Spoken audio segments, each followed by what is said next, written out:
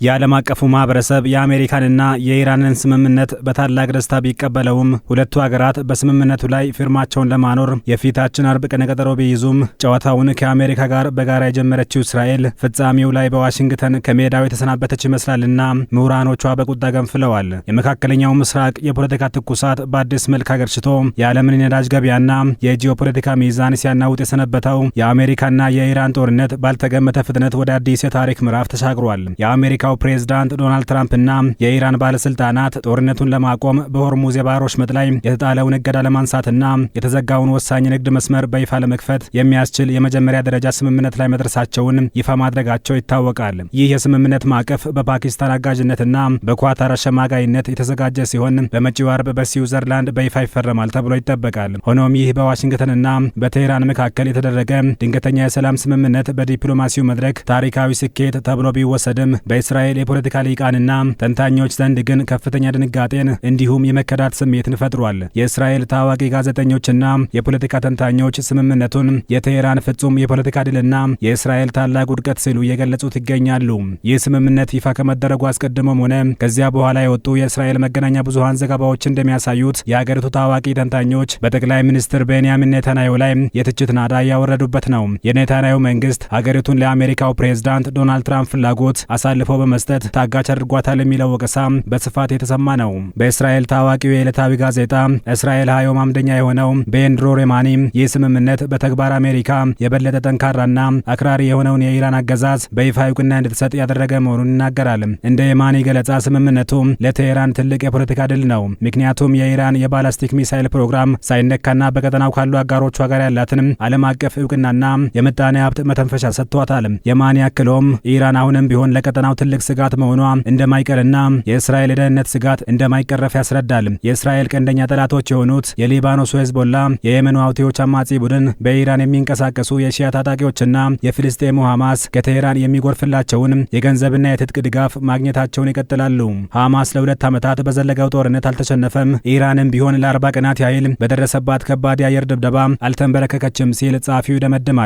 ይህም የሚያሳየው በእስራኤልና በአሜሪካ የተቀመረው የወታደራዊ ኃይል ስትራቴጂ ግቡን ሳይመታ መክሸፉን ነው። በሌላኛው ታዋቂ የሀገር ውስጥ ጋዜጣ ማኢሪቭ ጸሐፊ የሆነው ቤን ካስፒት እስራኤል በሐማስ በሄዝቦላና በራሷ በኢራን ላይ ያስመዘገበቻቸው ወታደራዊ ስኬቶች ቢኖሩም ኔታንያሁ ግን ሀገሪቱንም ወደ ከባድ የፖለቲካ ሽንፈት መርቷታል ባይ ነው። ካስፒት እንደሚያስረዳው የእስራኤል ሽንፈት ጎልቶ የሚታየው ሙሉ በሙሉ በትራምፕ ላይ ጥገኝነት በመፍጠሯ ወርቃማ ዲፕሎማሲያዊ ድሎችን በማባከኗና ዛሬም ድረስ የተጋረጠባትን ህልውናዊ ስጋቶችን መፍታት ባለመቻሏ ነው። የፖለቲካው ሽንፈት ከወታደራዊ ስኬቶቹ በእጅጉ ይበልጣል የሚለው ካስፒት ኔታንያሁ ራሱን በትራምፕ እጅ ታጋች ከማድረጉም በላይ እስራኤልን አብራው ወደዚያ ማጥ ውስጥ እንድትገባ ማድረጉን በቁጭት ይገልጻል። በተለይም የኢራንን የኒውክሌር ፕሮግራም በተመለከተ ቴህራን የያዘችውን የዩራኒየም ክምችትም ሆነ የኒውክሌር ምኞት የመተው ምንም አይነት ፍላጎት እንደሌላትና ዛሬ ላይ የኢራን አገዛዝ የሚፈጥረው አደጋ ከአንድ ዓመት በፊት ከነበረው ይልቅ እጅግ የላቀ መሆኑን ያስጠነቅቃል።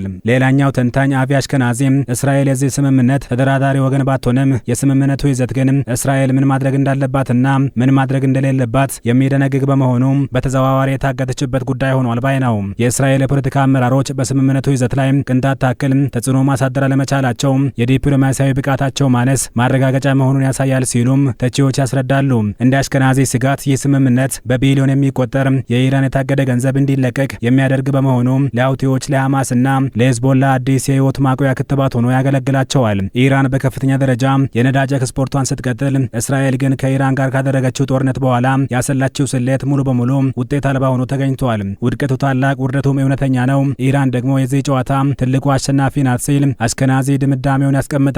ይህን ዘገባ እስካጠናቀርንበት ሰዓት ድረስ የእስራኤል መንግስት በይፋዊ መግለጫ የስምምነቱን ማዕቀፍ ባያወግዝም በካቢኔ ውስጥ ያሉ ጽንፈኛ ቀኝ ዘመን መሪዎች ግን ቁጣቸውን የገለጹ ነው። የሀገሪቱ የብሔራዊ ደህንነት ሚኒስትር ኤታማዦር ቤን ጊቨር አሜሪካና ኢራን የደረሱበትን ስምምነት በጽኑ ተችተዋል። እኛ የእስራኤልን ደህንነት ለማረጋገጥ ለዚህ ስምምነት አጋር አይደለንም፣ ስምምነቱም በምንም መልኩ እኛን አይገዛንም ሲሉ ተናግረዋል። ቤን ጊቨር አክለውም እስራኤል ሄዝቦላን ሙሉ በሙሉ ከመበተኖች በምንም አይነት ድርድር ልትገደብ እንደማይገባትና በሊባኖስ የሚንቀሳቀሰውን የታጠቀ ቡድን የመምታት እርምጃ መቀጠል እንዳለባት አሳስበዋል። ከሊባኖስ ወደ እስራኤል የሚተኮስ ማንኛውም ሰው አልባ የጦር አውሮፕላን ወይንም ሚሳኤል በእስራኤል በኩል በቤይሩቱ የደቡባዊ ክፍለ ከተማ ዳህያ ላይ አስከፊ የአየር ድብደባ እንደሚያስከትልም ዝተዋል። በእስራኤል በኩል እንዲህ አይነት የዋይታና የቁጣ ድምጽ ቢሰማም የተቀረው ዓለም ግን ስምምነቱ ስምምነቱን በታላቅ እፎይታ ተቀብሏል። የተባበሩት መንግስታት ድርጅት ዋና ጸሐፊ አንቶኒዮ ጉተሬስ በቃል አቀባያቸው በኩል እንደገለጹት ይህ ስምምነት አስቸኳይና ዘላቂ የተኩስ አቁም የሚያወርድ የሆርሙዝ የባህር ወሽመጥን የሚያስከፍትና ለቀጣይ ሰላማዊ ድርድር መንገድ የሚጠርግ በመሆኑ ግጭቱን በሰላማዊ መንገድ ለመፍታት ወሳኝ እርምጃ ነው ሲሉ አሞካሽተውታል። የአውሮፓ ህብረት ኮሚሽን ፕሬዝዳንት ኡርሱላ ፎንደር ላይን ስምምነቱን በደስታ የተቀበሉ ቢሆንም አሁን ዋናው ትኩረት በሁሉም ወገኖች ዘንድ በተግባር መተርጎሙ ላይ መሆን እንዳለበት አሳስበዋል። በተለይም የሆርሙዝ የባህር ወሽመጥ ለዓለም አቀፍ ንግድና ለቀጠናው መረጋጋት ሲባል ያለምንም ክፍያ በአስቸኳይ መከፈት እንዳለበትና በሊባኖስም የተኩስ አቁም መደረስ እንዳለበት ገልጸዋል። የአውሮፓ አራቱ ኃያላን እንግሊዝ፣ ፈረንሳይ፣ ጀርመንና ጣሊያን በጋራ በሰጡት መግለጫ ኢራን መቼም ቢሆን የኒውክሌር መሳሪያ ባለቤት መሆን የለባትም የሚለውን አቋማቸውን በድጋሚ በማረጋገጥ ከዓለም አቀፉ የአቶሚክ ኢነርጂ ኤጀንሲ ጋር ለመስራት ዝግጁ መሆናቸውን ገልጸዋል። የእንግሊዙ ጠቅላይ ሚኒስትር ኬር ስታርመር፣ የጀርመኑ መራሄ መንግስት ፍሬድሪክ መርዝ፣ የፈረንሳዩ ፕሬዝዳንት ኢማኑኤል ማክሮንና የጣሊያናው ጠቅላይ ሚኒስትር ጆርጂያ ሜሎኒ ስምምነቱን በማድነቅ ለሆርሙዝ የባህር ወሽመጥ ደህንነት ዓለም አቀፍ የባህር ኃይል ለማሰማራት ዝግጁ መሆናቸውን ጠቁመዋል። የቱርኩ ፕሬዝዳንት ሬሲፕ ጣይብ ኤርዶሃን ስምምነቱን በቀጠናችን ሰላምና እፎይታን ለማስፈን ትልቅ እርምጃ ነው ሲሉ የገለጹ ሲሆን እስከ ሁሉ መፈረም ድረስ ሊያጋጥሙ ከሚችሉ ትንኮሳዎችና አደናቃፊ ድርጊቶች ሁሉም ወገን ጥንቃቄ እንዲያደርግ አሳስበዋል። ይህ ስምምነት በአሜሪካ የሀገር ውስጥ ፖለቲካ ላይም ትልቅ አንደምታ እንዳለውም ተንታኞች የገለጹ ነው። ባለፈው የካቲት ወር አሜሪካና እስራኤል በጋራ በኢራን ላይ የሰነዘሩትን ጥቃት ተከትሎ የተቀሰቀሰው ጦርነት በሺዎች የሚቆጠሩ ሰዎችን ሕይወት ቀጥፏል። በተለይም ኢራን የሆርሙዝ የባህር ወሽመጥን በመዝጋቷ ምክንያት የዓለም የነዳጅ ዋጋ በከፍተኛ ሁኔታ ጨምሮ ነበር። ይህ የነዳጅ ዋጋ መናር በመጪው ኅዳር ወር ለሚካሄደው የአሜሪካ ኮንግረስ ምርጫ በትራምፕና በሪፐብሊካን ፓርቲ ላይ ትልቅ የፖለቲካ ኪሳራ እያስመዘገበ በመምጣቱ ትራምፕ ስምምነቱን በአስቸኳይ ለመጨረስ እንደተገደዱም ይነገራል።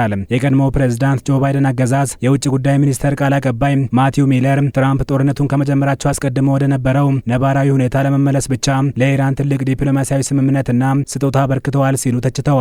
የኒውክሌር ፕሮግራሙ ስለመቆሙ ምንም ማረጋገጫ የለንም፣ ነገር ግን ኢራን የዓለምን ምጣኔ ሀብት በቁጥጥር ስር አውላ ከአሜሪካ የምትፈልገውን ነገር ማግኘት እንደምትችል ለዓለም አሳይታለች ብለዋል።